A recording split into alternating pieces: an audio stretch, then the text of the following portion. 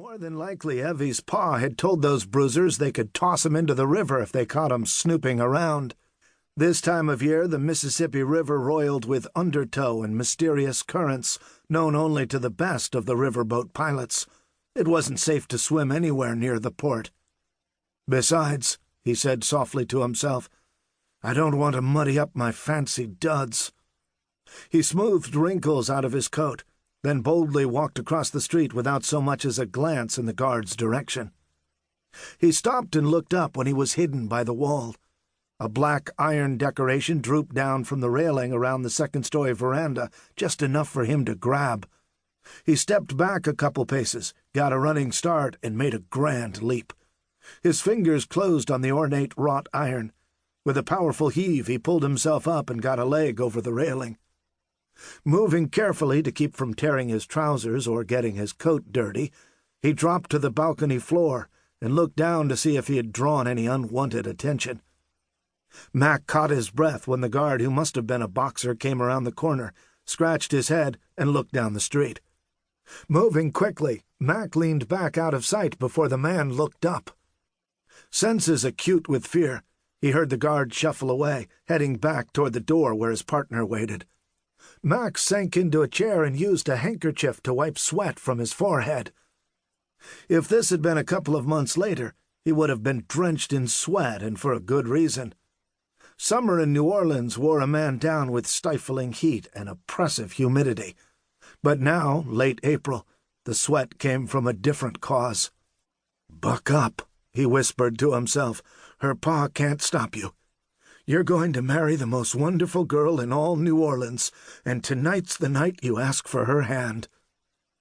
Mac knew he had things backward, but considering how Mr. Holdstock acted, he wanted to be sure Evie loved him as much as he did her. Best to find out if she would marry him, then ask her pa for her hand in marriage. If Evie agreed, then to hell with whatever her pa thought. He took a deep breath, reflecting on what she would be giving up.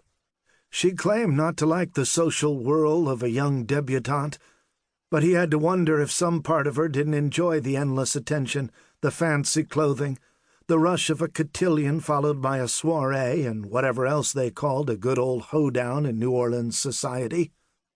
A quick look over the railing convinced him the guard had returned to his post.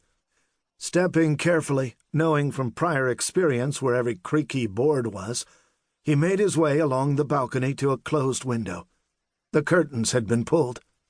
He pressed his hand against the window pane, then peered into Evie's bedroom. Squinting, he tried to make out if she stood in the shadows. The coal-oil lamp had been extinguished, and if she was expecting him, she wouldn't advertise her presence. He tried the door handle. Locked. Using his knife blade, he slipped it between the French doors and lifted slowly. When he felt resistance, he applied a bit more pressure. The latch opened to him, as it had so many times before. Evie liked to play act that he was a burglar come to rob her of her jewels, then ravish her.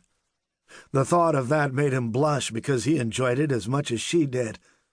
More than once he had sneaked into her room and gone through the elaborate ritual of demanding her jewels, then forcing her to disrobe slowly to prove she had not hidden anything on her body. Both of them got too excited to ever carry on with the charade for more than a few minutes. He went to the bed now and pressed down on it with his fingers, remembering the times they had made love here. Max swung around and sat, wondering how long he should wait before he went hunting for her. For all he knew, her ma and pa were out for the night. Their social life mingled with Holdstock's banking business and caused them to attend parties and meetings throughout the week to maintain their standing in the community. Mac got antsy after less than a minute and went to the bedroom door. Carefully opening it, he looked down the hallway. Evie's room was at the back of the house, while her parents had the room at the front, at the far end of the hallway lined with fancy paintings and marble sculptures. The Persian rug muffled his footfalls as he made his way to the head of the stairs. The broad fan of steps swept down to the foyer. He ducked back when he heard Holdstock speaking with someone at the door. From the guest's accent, he was French. That meant little in a town filled with Frenchmen and Acadians. French Creole was almost...